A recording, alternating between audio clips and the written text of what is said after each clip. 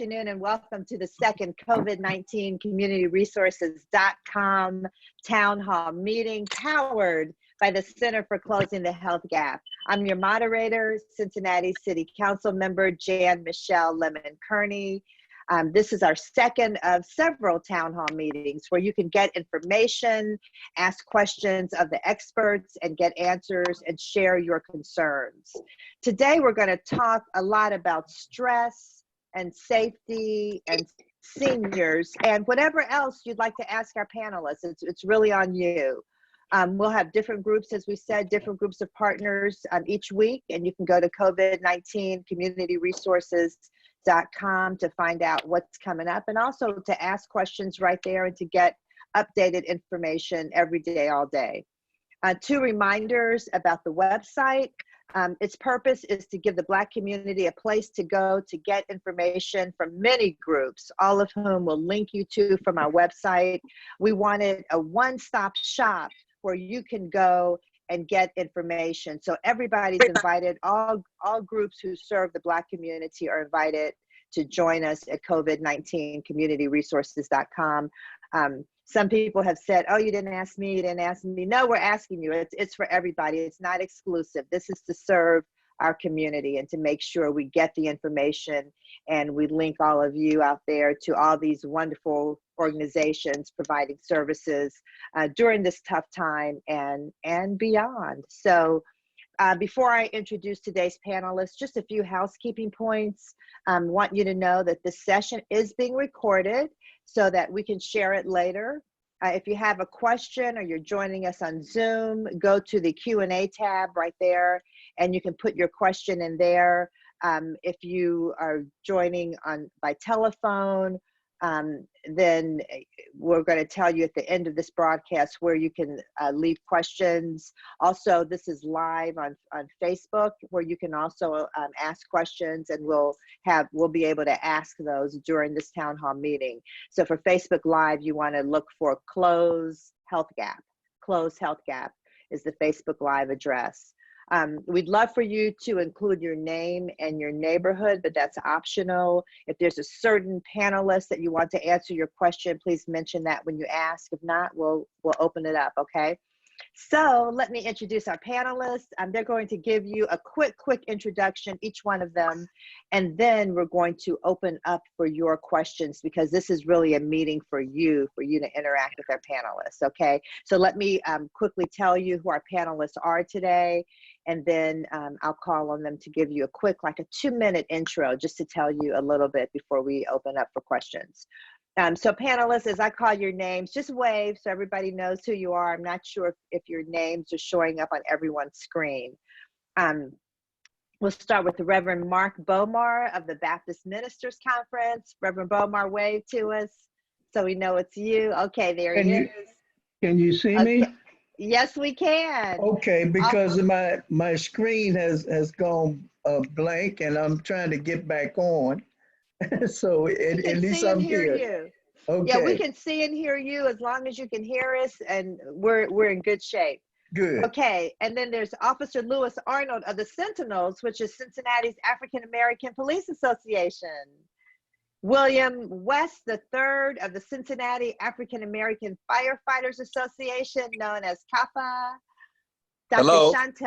Hello. Dr. Shantel Thomas of A Sound Mind Counseling. District Fire Chief Raffel Prophett, one of the founders of Public Medical. And Charles Thompson, I think, is not going to be on, but he's probably listening in. He's co-founder of Public Medical, and he might call in with a question or comment. We'll see how that goes. Then we have Sandra Jones-Mitchell of SOAC. Hello, yes. Right. God be the glory. Yes. And also Renee Mahaffey Harris, she's busy on the Facebook Live page, but she is here and she's listening, and she'll probably come back and comment later. So let's start with a quick intro by everybody. 2 minutes. I'll call you. Let's start with Reverend Mark Bomar of the Baptist Ministers. Give us a quick 2-minute intro. Well, the Baptist Ministers Conference has been in existence since 1932. And ever since then, we've been the eyes, the ears, the mouths, the hands, the feet of the people. And whenever there's issues in the city, we like to stand up and speak out against those issues, and mostly racism that has taken place in our city. All right, thank you very much. And I should say Judge Tyrone Yates just sent a comment. He said Reverend Bomar is one of our giants. Also, I should bless you. Yeah, I should also mention to John, who's our tech guru, that Reverend Charlie Winburn said that he's trying to get on, but hopefully he has. We're hoping Reverend Winburn is on with us now. So, okay. All right, so next, Officer Lewis Arnold of the Sentinels. Good afternoon, everyone. Lewis Arnold, President of the Sentinel Police Association. The Sentinel Police Association has been in existence since 1968, and we stand on 4 pillars internally for the police department when it comes to African Americans on the department. And that's hiring, that's discipline, that's promotion and assignment, making sure that every African American is treated equally on the department. It's the year 2020, and there's still a need for an organization that fights against racism internally and also externally in our city. Thank you.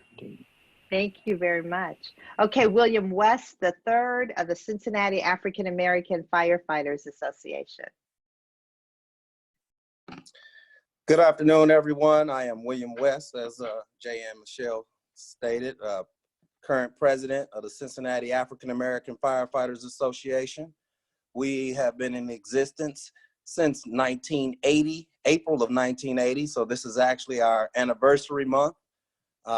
We also are continuously strive to be involved personally in our community, as well as in our profession, to fight for equality within the ranks and promotion within the fire department, as well as recruiting.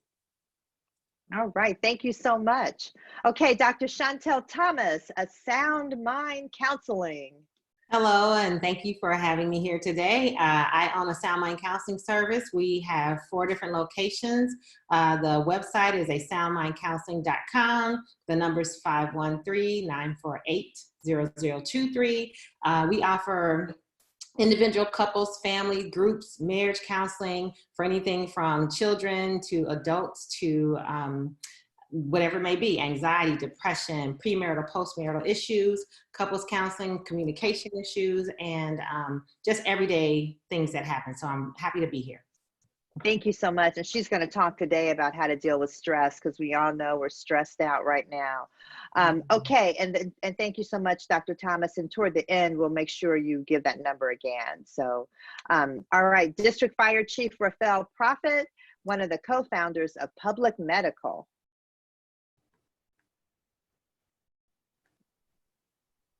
Okay, did we lose Raffel?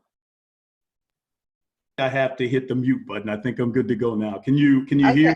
See me? Yes, we can. All right. Well, thank We're you. going to all be such tech experts by the end of this pandemic, I tell you. That's right. Okay, that's right. good.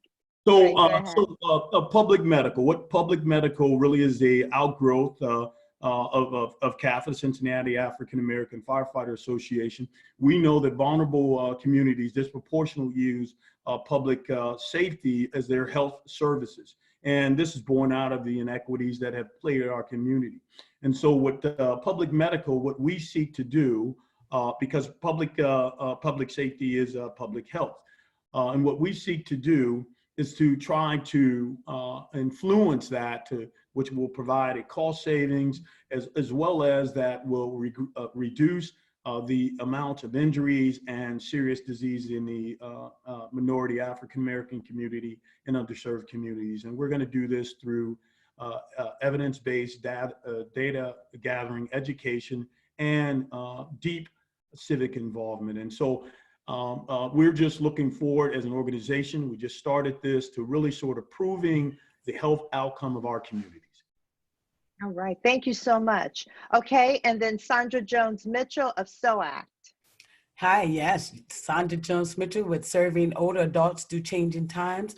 We were founded in 1993, advocating on the behalf of our senior citizens. I'm so excited to be a part of this, and I just enjoy taking care and answering to the call of advocating for our senior citizens. So our website is blackage.org. We serve in Hamilton County and Butler County, and it's just been very exciting.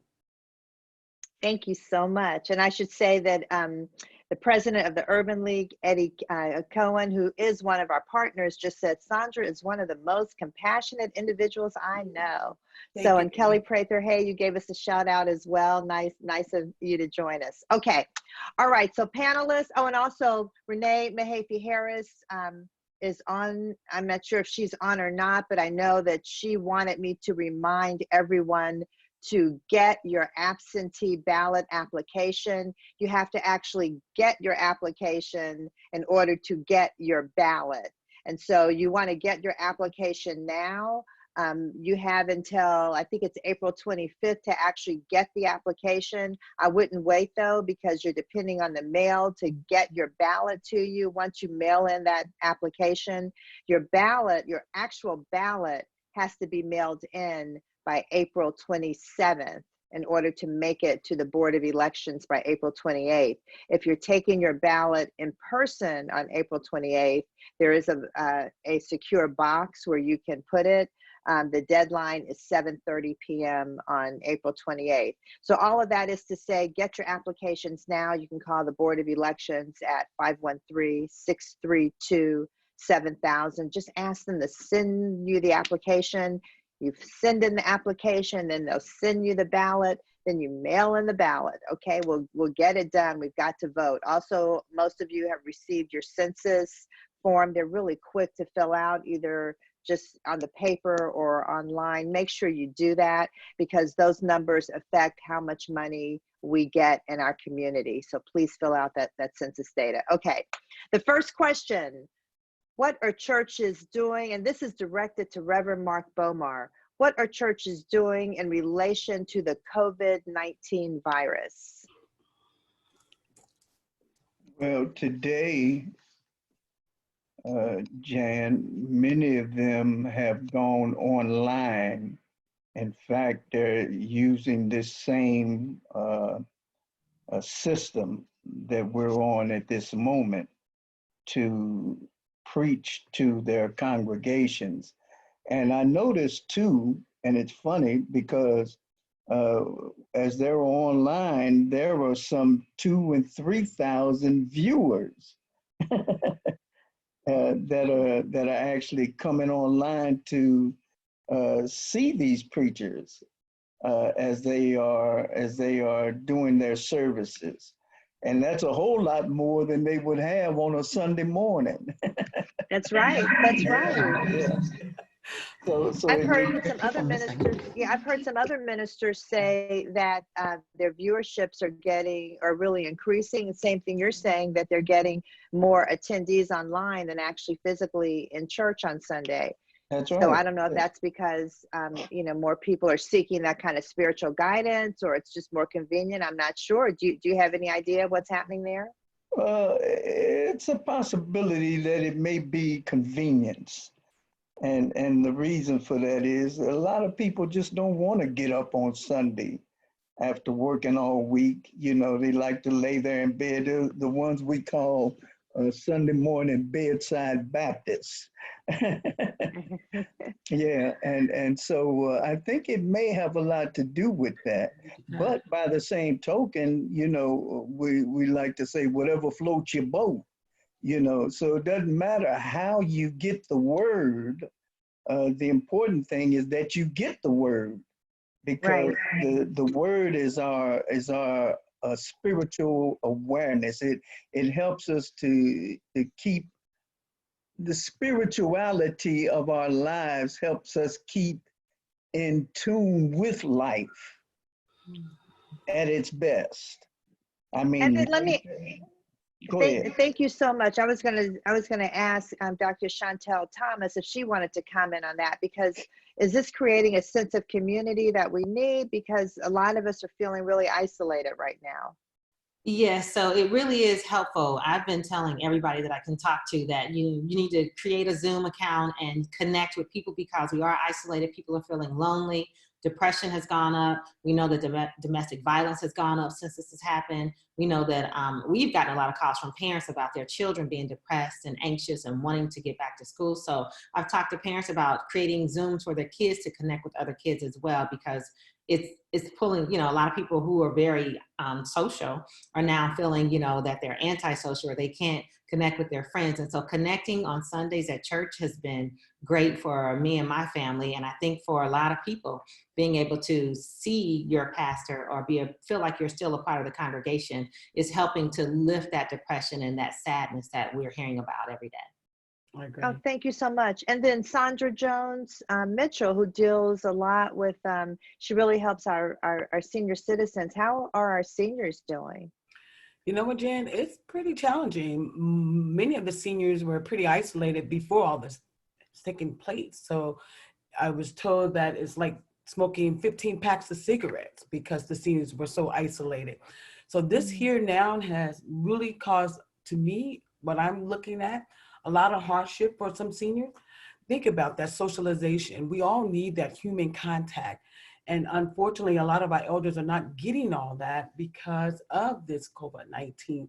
In fact, we want to keep them safe. We want to make sure they are safe. So we've been asking them to tune into Zoom and to be a part of something special, something different. And it is different for a lot of them.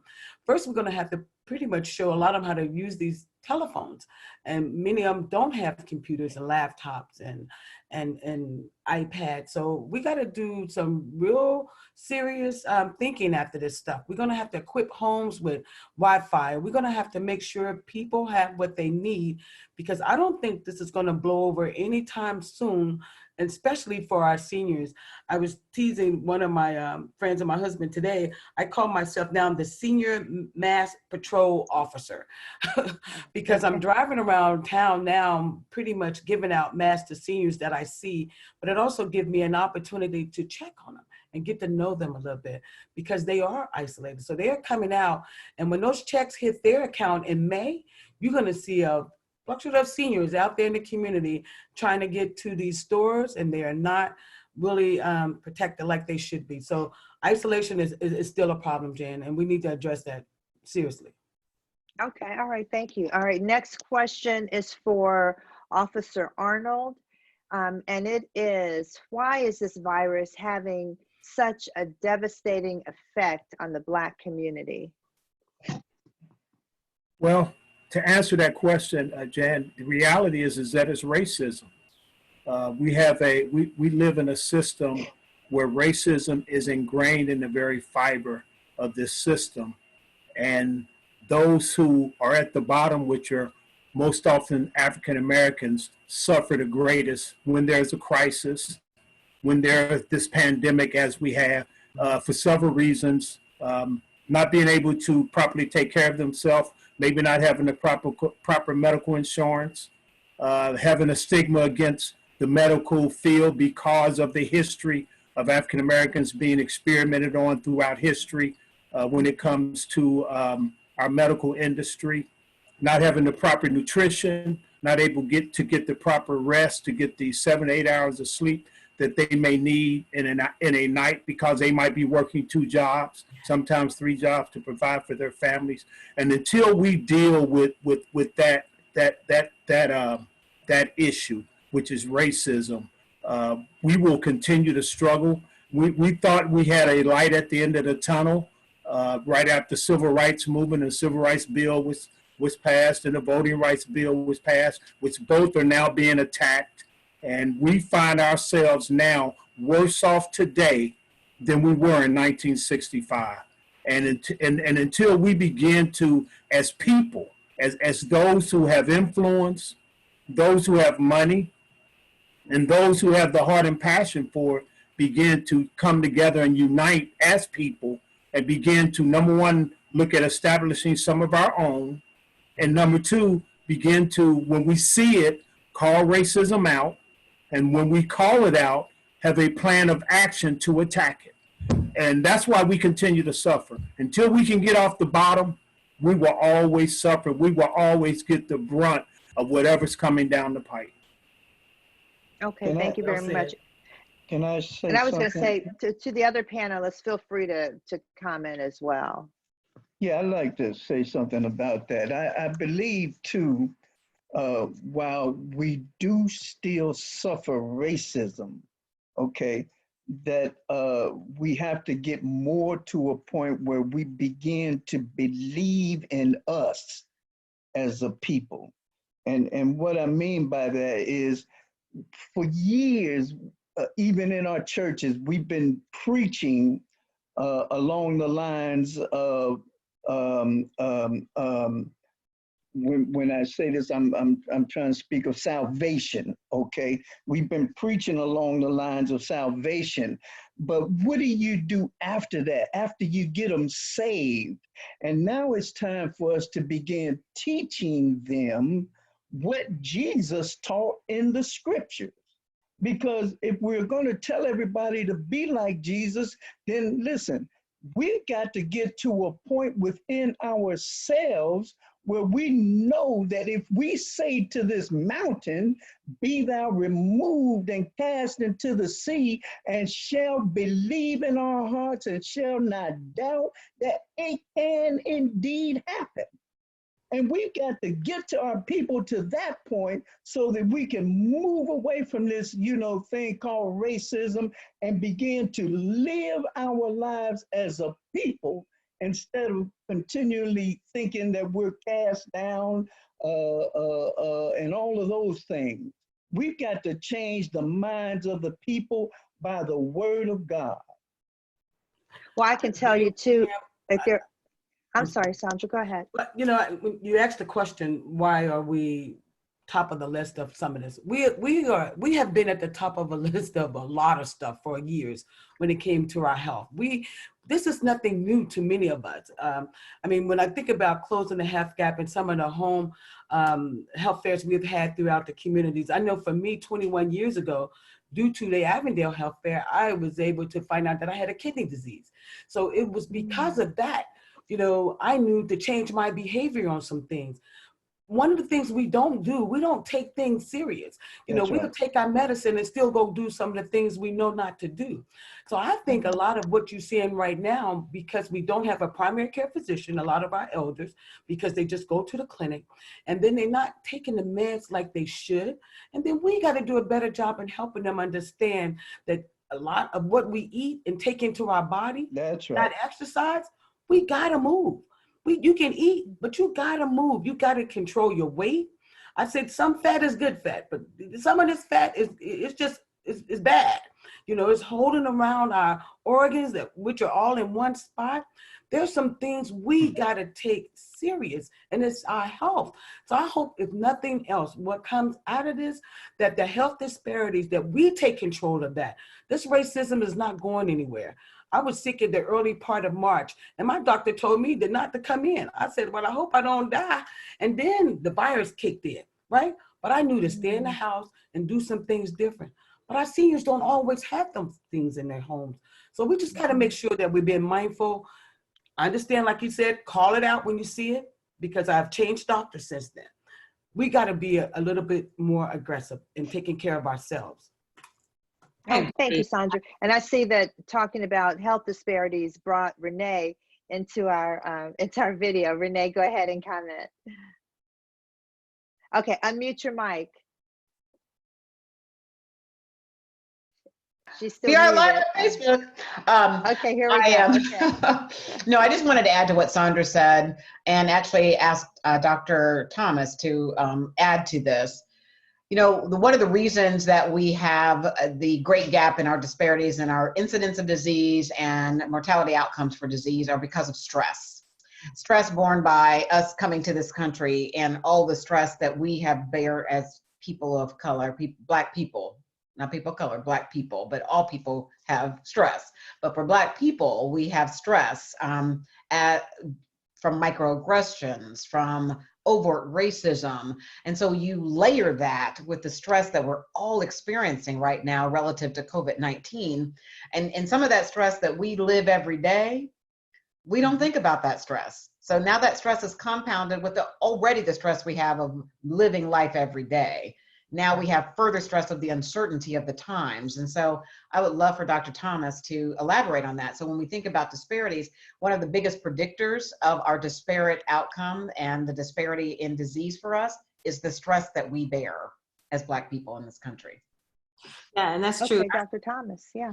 Yeah, our stress level has always been higher just because we are dealing with those things, the microaggressions, the racism, just all the isms, ageism, racism, weightism, all of those we carry those even more. And part of our stress, we do eat more and we are not exercising and taking care of ourselves. So the goal, I try to tell everybody different ways you can decrease your stress level. So it is true, those simple things is drinking half of your body weight in water or more, exercising at least, 30 minutes to an hour every day, getting enough sleep. For women, it's 7.5 hours. For men, it's 6 hours, and you can function well. But if you can get to 8 hours, then you're functioning very well. But anything over 8 moves you into more of a depression. So if you're sleeping 9, 10, 12 hours, that's depression. If you're sleeping less than 6, then you're experiencing anxiety. So know what you need as far as your sleep. And then as well, making sure that you have people that you talk to on a regular basis. I feel like a broken record. I've been saying this all week and last week,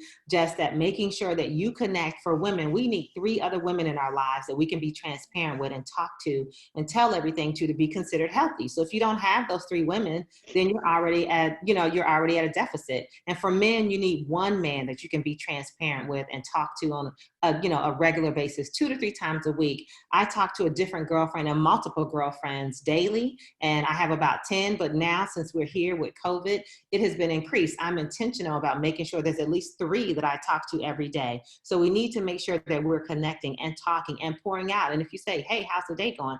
I'm not doing well today. It's okay right now to say I'm scared, I'm anxious, I'm feeling lonely, I'm depressed. You need to be honest with yourself and take care of you, but also allow others to take care of you, especially right now, because your stress level will be increased. And there are some simple things. There are some apps out there that you can just add onto your phone right now.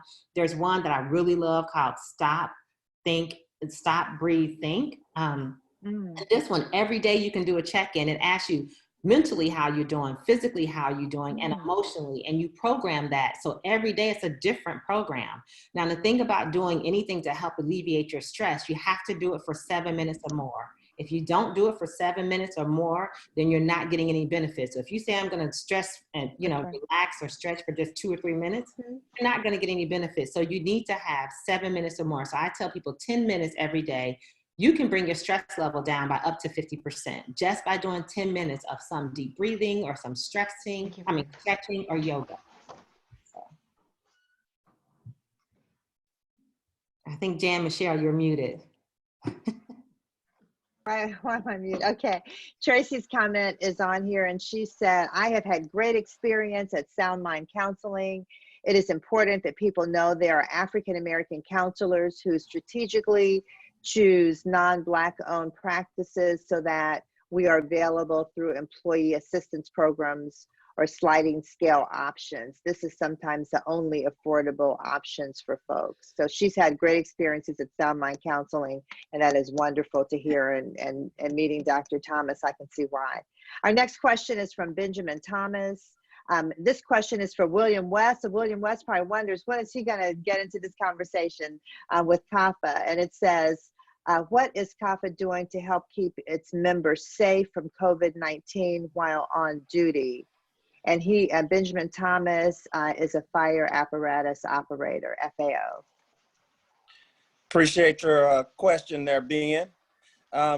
We are currently in the process of working with Local 48, the fire department union, and the fire department as well, to do what we can from our end as far as, being an entity of the union. And, different organizations has reached out to our organization and asked us to take part in, trying to serve the community in different forms. And honestly, because of the unknown, I've done my best to make the correct decision as far as involving the membership of CAFA. And my number one priority is the safety of the members first. And as I've spoken to Renee and with closing the health gap, as well as Sister Sandra Jones, you know, we've made an attempt to make our donation to the fund that Sister Mitchell has set up as an organization. We are trying to do what we can financially as well as physically.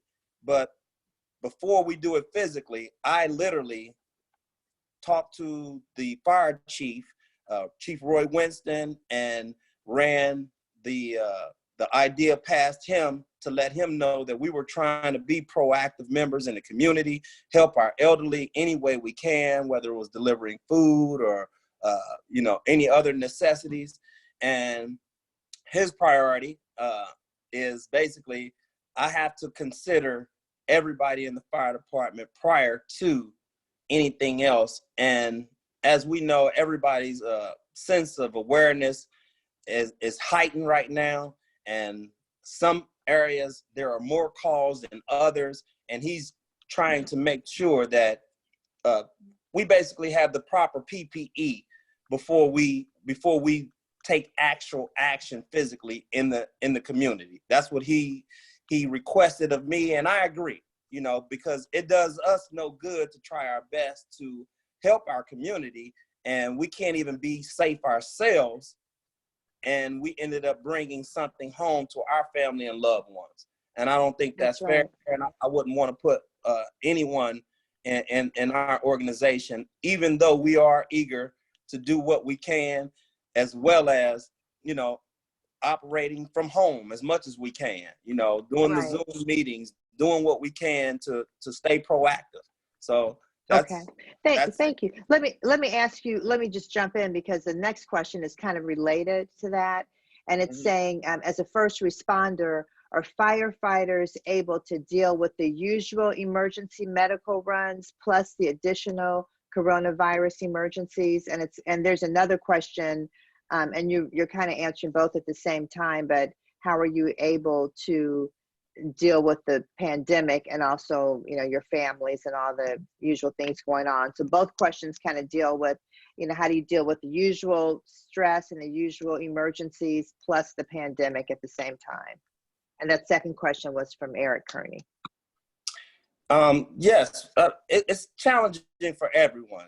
I do not want to say that the firefighters, even though we are the first responders to anyone that calls 911, that we are not feeling the stresses of the situation. I mean, the changes in the way the CFD responds to any calls has changed dramatically since the start of the COVID-19. We normally have about 6 members respond to anyone calling 911, and all 6 first responders usually are right in there, hands-on to assist the citizen. And we have to downgrade that to just at least 2 members to go in to limit the exposure of how many guys on the fire department that may be exposed to that citizen that may be positive. I myself have responded to a couple of runs where the response from the hospital that we get to notify us that previous patient, you know, did test positive, and we have to take the necessary precautions. The fire department and the local 48 is doing their best to basically make sure that each member of the fire department is handling this situation in a safe manner, as well as being very cautious of the member themselves. I mean, actually, we could just look at it at the situation and say, today is ironically April the 18th, and we have 418 deaths in Ohio. That is astonishing to me that it happened on that same day, you know. And that is horrible. Yeah. Right. And thank you so much. I'm sorry. Okay, I was going to say thank you so much. Let me ask another question. We will get back to you. This question is for Raffel Prophett for Public Medical, and it's all about 911. There's several 911 questions. You know, should we call 911? You know, what do we do? Kind of give us some information about how that system works. Yeah, and Jan-Michele, do you hear me? I want to make sure that it. Yeah, we can hear you perfectly. Thank you. All right, well, great. So there's a lot of moving parts in that. There are a lot of different factors. I've just been listening, talking, just hearing people talking about in terms of the health disparity. You know, part of what public medical, what we're seeking to do, right, is that we're dealing with these social determinants of health, in which these are social and economic disparities that plague not only the African American community, because we're disproportionately affected by this, but also other underserved communities. And so when you're talking about 911, first of all, there's an education of 911. And so what we're seeking to do as we gather this information, this evidence, how can we improve upon the 911 system? So the short answer is that when you call 911, just make sure that you're being able to describe your chief complaint, get your medical history together, make sure that you're able to communicate that, assemble all your medications, right? And so when the first responders get there, they are more suitable or more in position to help you. And a lot of the 911 response is really dependent upon in terms of our socioeconomics. They were interrelated. And so there are a lot of moving parts on that. And with public medical, through evidence, what we seek to do is to change those outcomes. And I heard a lot of the callers talking about in terms of you know, racism. Yes, obviously we've known that have played a big part, but we have to unpeel that onion. And I heard implicit bias, right? Well, sometimes the healthcare workers are not even aware of how they're treating African Americans differently. The lack of trust that Lou was talking about because of some of the historical things that have been passed down from generation to generation. So there are just a lot of different moving parts, and what we seek to do is try to change that. Thank you so much. And anyone can answer this next question. This is from Ella. And Ella is saying, how does generational racism play a part in the Black community in terms of health and not dealing with past trauma? And I'll open that up for everybody. Who would like to take that one? Would anyone like to jump in? You know, and I would take and make sure I understood what her question is. If you could state it again, and I think that's probably okay. So Ella's asking, how does generational racism play a part in the Black community in terms of our health, because we haven't dealt with past trauma?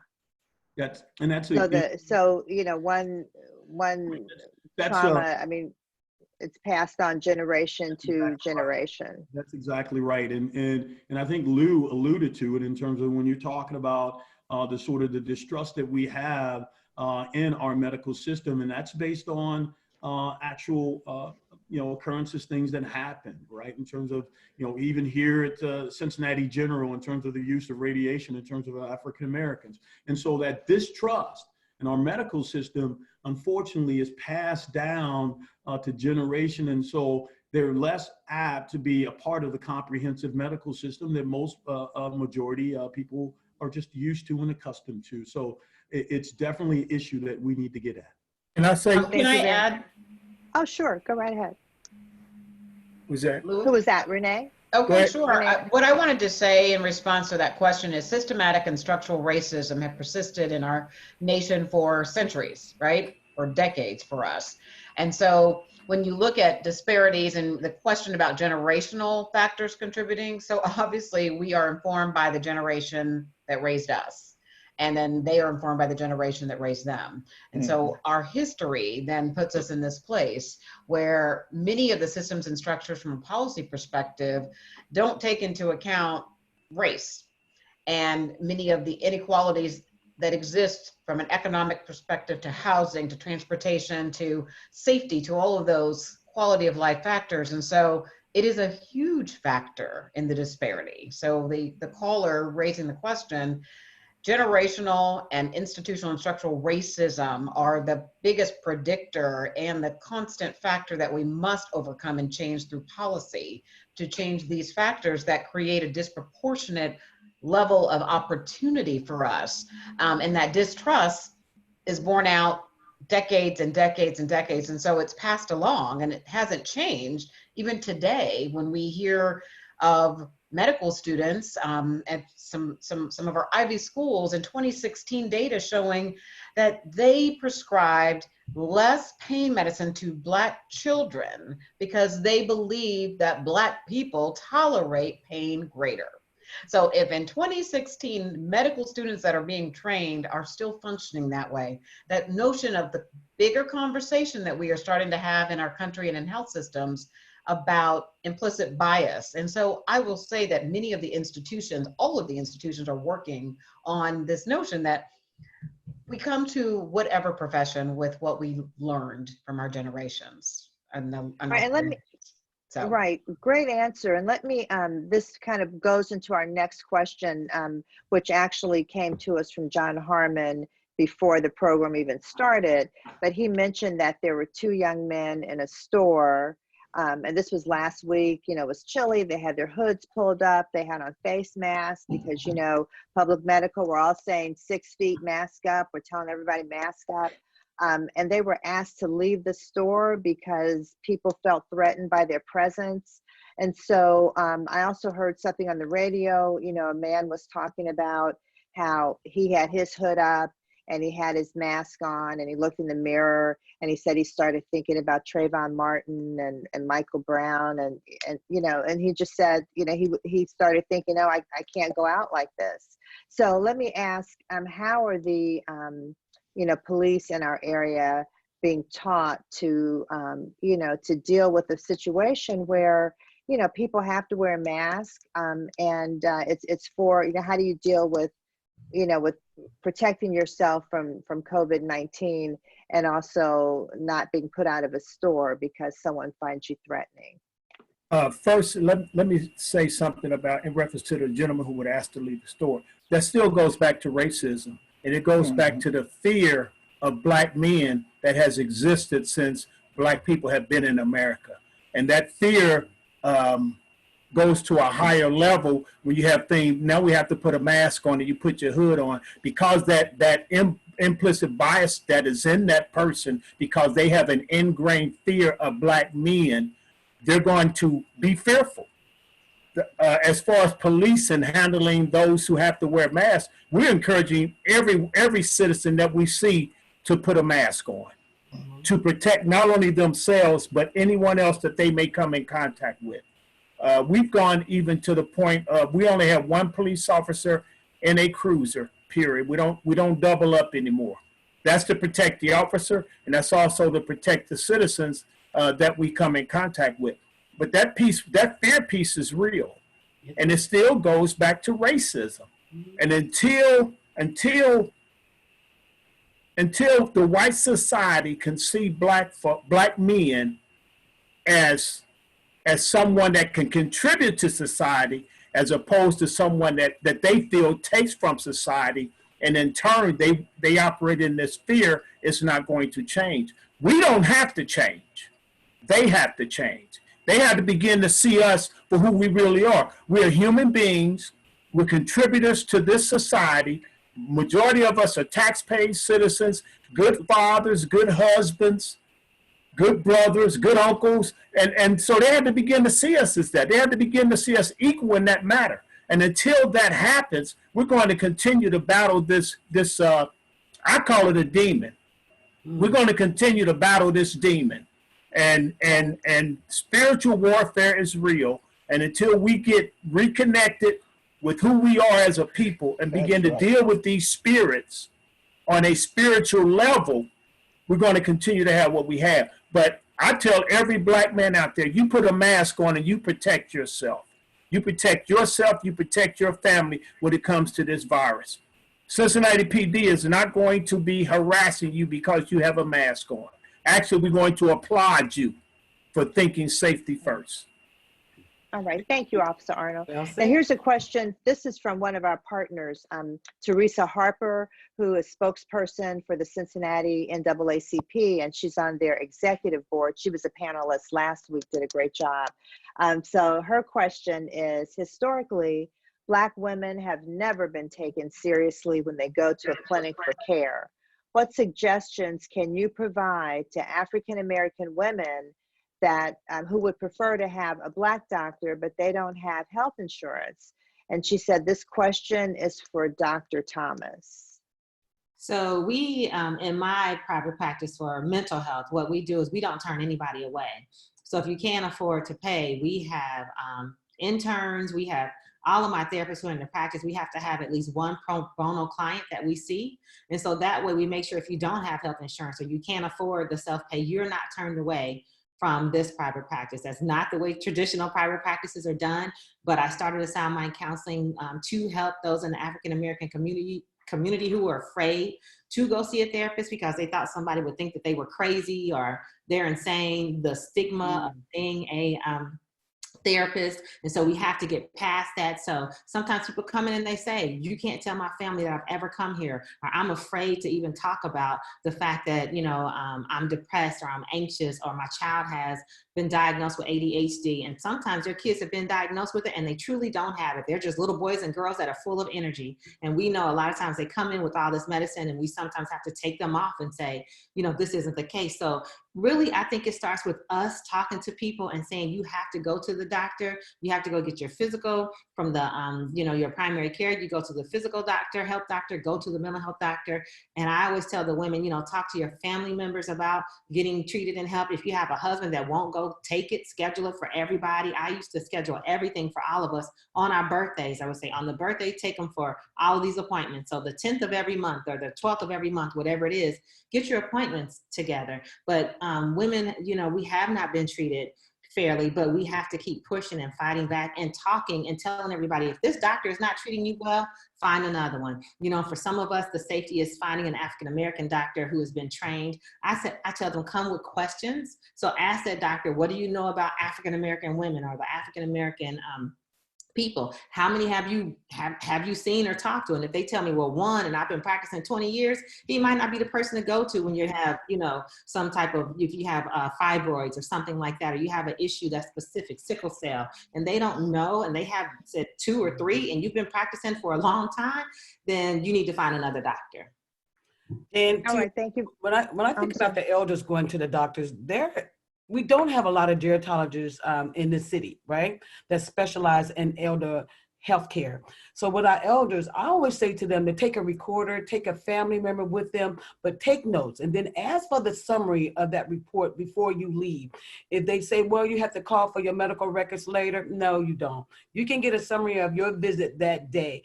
I think a lot of times our older adults are so intimidated by some of the medical community because they are younger. Most of them are white. Most of them are Asian. So a lot of our seniors don't see African-American doctors, physicians. They're not here pertaining to the elderly. So for the women, I think the women are there. It's the men. It's the men that are not going to get the prostate. It's the men that are not going to get the high blood pressure check. It's the men that we're going to have to continue to encourage more and getting them to the doctor. So I say if you got adult children, I would say take your parents to the doctor. You should know what medicines they are on. You should know their doctor. You should know where they keep their medicine. There is no reason for a lot of our seniors to be suffering the way they are, because we as adult children, we can do better. You know, I always say, even if you don't have any kids, they have been a mother or father to somebody. They've been a neighbor. They've been actively in church. And that's one of the things I do like about church and Corinthian. You know, we do want to reach out to our seniors, new prospect. You know, you got churches reaching out to their elderly members. So if you're not reaching out to your congregation, I would suggest that you do so. Find out what they need. And Jan, another thing that's hurting our community is just drugs. Opia, you know, we're not even talking about that. And Humadox is trying to make sure that we put our arms around that, because you got a lot of folks now that are very thirsty out here. They can't get to the drugs like they used to be able to get to. So I would bet you any of the police officers could tell you that robbery is up. Crime is up in our community. All this have a correlation effects to what is happening. And this virus, we cannot use it as an excuse not to get involved in our community. So I hope that the elders are listening. I know that they are. I'm going to continue to do our part through SOAC and making sure that I keep, just making sure that they have the things that they need in our community, and health is one of them. Okay? Absolutely. Thank you so much. Here's another question. And this is from Donald Washington. And this might be a good question for next week, but let me go ahead and throw it out here now. So Mr. Washington is saying, what should we do to protect the access to health care in the midst of this pandemic? What can we do, and what should we do to protect Medicaid so that our folks can get health care? And lastly, should we advocate for the city to not cut funding and staff at the Cincinnati Health Department during this pandemic? And anyone can comment on it. I was going to tell Mr. Washington that we're going to have we're going to have Bishop Bobby Hilton from NAN, and we're also going to have Amelia Sykes, who's our Ohio House minority leader. So we can talk about a lot of the political stuff next week too, but feel free to comment now, everybody. Real quick, if I can just comment on that. And I think Renee talked about this, real quick, and we really appreciate bringing this together, this forum. Yes, Jan, thank you. And I think closing the health gap. Closing the health gap. Closing the gap. Because we're going to have to amplify, because if we really want to get these changes, structural changes that are needed, there's going to come through policy, and it's going to have to, and the majority is going to have to understand this affects them. That's one thing that COVID, if no one doesn't understand this by now, COVID-19 affects us all. And so if we don't come together, not only as a society, but as globally, to make sure that we're taking care of the underserved, right, and we're doing it substantially through funding, it's going to continue to affect us. And so I just want to say it's got to change structurally through policy, through increased funding. Hey, Jan, can I say something? Oh, sure, absolutely. What we have to start doing, number one, we have to vote. But there has to be a strategy to our voting. Mm-hmm. We have to pick candidates that support things that benefit us, that policies that benefit us. Then we take those votes and we pool those votes, and we go and we vote for that individual. That's right. Once we get that individual in office, we have the power to make sure that that individual supports policy that benefit Black folks in this city, in this state, and in this country. We have to have a strategy to our voting. Yeah, we all need to vote, but there has to be a strategy in place. And we have to pick candidates that we know that we can use, that we can use to benefit our communities. But we have to begin to do that. Absolutely. Can I go back a little bit and talk about when they were speaking about medicines? Sure, Reverend Bomar, go right ahead. Okay. The reason I like to talk about that is because I had an experience where my kidneys had dysfunctioned, and they had me on all kind of medicines, and I stayed sick. And I decided that I'm going to put this crap in a bag and take it back to the doctor and tell him I'm not taking this mess anymore. And if he says, but Mark, you got to have this, then I would stay on it. So I put it in the bag, I took it back and told him, I'm not taking this mess anymore. And he did not say that at all. And so when he didn't say that, I literally came off of all of that medicine and I began to feel better. My point is that more often than not, they continually put us on things that we really don't need. And the reason for that is because they get monies behind selling those medicines. The doctors do get paid behind selling those medicines. So I want to encourage our people to make sure that you need it. Don't just take it because they say you need it. That's right. But check yourself out and then begin to change your foods. Like Sandra was saying, we need to change the foods we eat. because I noticed that whenever I was eating all of that food, my back was hurting and all kind of things were taking place. But when I changed the foods that I eat, I felt a lot better. I was going to the gym before they shut it down. And I mean, I could handle that workout with vigor. And so what I'm saying in essence is that it's more important to change the foods we eat, because I've got a thing here that says the food you eat can either be a great medicine to heal your body or a slow poison. And that's important. Okay. Yeah, that's important. Can I say something quickly? Can I say something quickly? Sure. These are the foods Go that right are killing. ahead. These are the foods that are killing African Americans: potatoes, pasta, That's right. bread, and rice. Carbohydrates are killing us, and they've been a staple in the Black diet for decades because that is what we could afford.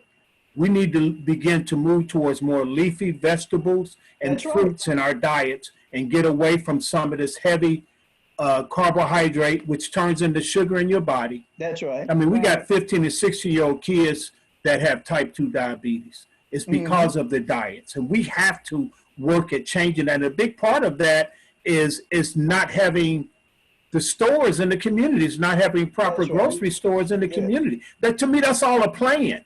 But it's a plan. But we have a responsibility in that, because we have enough African Americans in this region that can pool their money together and begin to develop their own grocery stores. We have to get out, and this may offend some folk, but we have to get out of our selfish thinking. That's right. And we have to begin to think about our future. And if we don't change the things that we're doing, the way we eat, we won't have a and how we live, we won't have a future. When our kids are having diabetes now, there's something wrong. And that's up to us to do. We can't wait on this system because we've been waiting on the system and it's never come through. That's right. So we have to make a decision ourselves to make a change. And you know, Jan, I heard a preacher say, when he goes to church, I mean, when you join a church, that within a year, you should become a millionaire. And if you're not, then that means there's something wrong with you or something wrong with your preacher. And what that literally means is that your preacher ought to be preaching to you about your mindset becoming new and different. And if he just keeps on preaching salvation, then that's all you're going to be concerned with, because we've been saved. Now it's time to change into thinking about teaching us how to live a new mindset. Okay, thank you so much. And let me make there are a few comments that are coming up that I don't want people to think we're not listening. I was just going to say to that discussion, which was just fantastic, that, you know, I am worried that we're not going to be able to have our Center for Closing the Health Gap Health Fair this year. You know, 14,000, 15,000 people come every year. Like Sandra was talking about how, you know, she found out she had a kidney issue at a health fair, you know, because there are all those free screenings. I know my godson found out that, you know, he had an issue at the health fair. I mean, you know, it's really, they provide life-saving treatment. So I'm really worried about that. So we need to come up with a plan. Renee wants to say something. Renee, were you going to, I thought you were going to say something. Well, I was just going to say the expo is something we are really proud to host, but I really want to emphasize the importance of us getting information individually through our Do Right campaign, through each of you really taking the opportunity to teach one, because it's really about our individual activation and individual agency. And as soon as we understand why, which I think everybody has talked about, then we can begin to demand and advocate for the policies, for the institutions to be responsive to our needs. Okay, thank you so much. Now let me give a few comments that have been coming up. One is from, and actually there are three here, from Drs. Denise and Kevin Davis. They said also, let's not forget our education system, starting from grade school, does not prepare our young people for health-related careers. Amen. So that's one thing we have to keep in mind. They also talked about the distrust. Several of you mentioned the distrust in the medical system, and they mentioned the Tuskegee syphilis experiment, where Black men with syphilis were not given treatment as part of this experiment. And I mean, it's, you know, it was a travesty, and now there's a lot of distrust because of that. Their third issue is Black pregnant women have the highest maternal mortality rate in the Western world. And so those are all really good points. I know a few years ago, Doctors Keevan and Denise Davis put out a book about the foods we should be eating. I hope that one's still circulating. I had a copy and read it, and it was excellent. So Dr. Davis, if you still have that book out there, please let us know about it so that people can get it. Here's a comment from Iris, and this goes to what Officer Arnold was saying, and also John Harmon's question about the young men wearing the mask. And I think this is Iris Rowley. And yeah, it is Iris Rowley. And Iris said, if you feel harassed or you have been harassed, contact her at Public Safety for All, and that's the number 4 all, Public Safety number 4 all at gmail.com. And she said that she will connect you to the Citizens Complaint Authority. So really important. She also said another option is to contact the NAACP, and they are also one of our partners here. And then here's a question from Gregory Mason. And he said, do you think the virus will accelerate the gentrification in our neighborhoods due to losses in employment? And then he has a second question for Dr. Thomas. We have a lot of great questions today. So let's talk about that. And then the second question for Dr. Thomas is, going forward, how will this virus change dating and relationships? His first question was about accelerating gentrification, because you know, so many of us are losing jobs, our businesses are struggling. And so he wonders if this is going to accelerate that. Any takers on that one? That's another good question for next week as well. But you know, okay, why don't we hold that discussion? Although Sandra Jones Mitchell is here with Avondale, she's president of Avondale Community Council. Did you want to say something about that, Sandra? Yeah, two things. I think it will, but I also know that we have an opportunity to do some things different now, because we all are in this together, right? And we know what the risk factors are. We know that we are very vulnerable to this, right? We don't have a game plan. I know with the Avondale community, we're talking about how could we get fresh food, fruits and vegetables to our seniors, along with COFA, the African American Firefighter, the Reds, and Community Action Agency. We've been able to do that. So I think we gotta figure out the resources in our community, how best to set things up for ourselves. There's no reason why we were caught with nothing, no gloves, no masks, no cleaning supplies, no bleach. Come on. Some of these things we know now that we're going to stock up on, right? I know my family will, but we need to be able to do these things. We got women out there that know how to sew. We should be having masks coming out the wazoo right about now, right? We need those things. So we need to be able to pay folks to do that. So I know SOAC has spent over almost $1,000 buying masks. So I need that. I need about 30,000 more to pass out to these seniors. But you know what, Jim, we also got to hold the agencies that are receiving tax levy dollars to some of this. I realize there's some things different.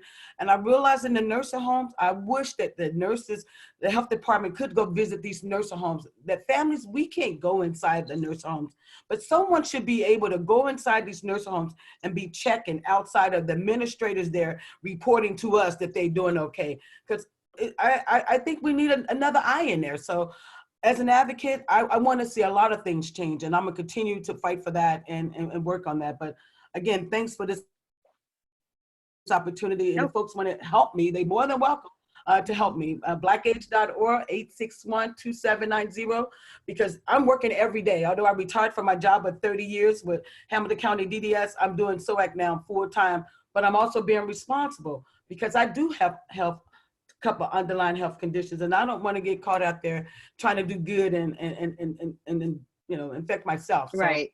Got to take care of yourself too. Yes. And I should say, because a lot of people have asked about, I know Dr. Thomas, you mentioned some different apps, and Sandra just gave an email. Iris Rowley gave an email. So we're going to have all of these together on COVID-19 communityresources.com. So don't worry, we're gathering all this information. We will have it for you. Okay, so let's see, we're running out of time. In fact, we're probably out of time. Dr. Thomas, did you want to comment on dating? Yeah, so it's for Greg. Yeah, so when it comes to dating, and I think this will impact it. I think people will do more of the the online dating, and they'll do more of the texting, social media, Zooms, Docs Me, whatever it is, Hangouts, and they have house party now. So I think they will find ways to be safe. I think it will impact, because there are a lot of people that are telling me now.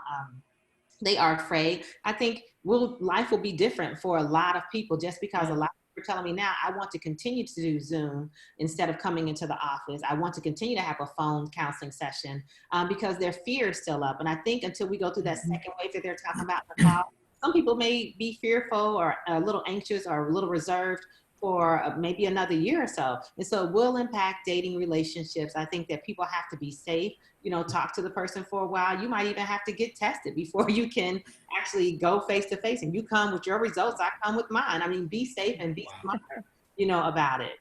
Can I ask her a question, Jan? Ask Dr. Thomas Sure, a question. Yeah, with the AIDS test. Okay. Now, in earlier years, okay, let's say the system had a way of getting the man out of the house.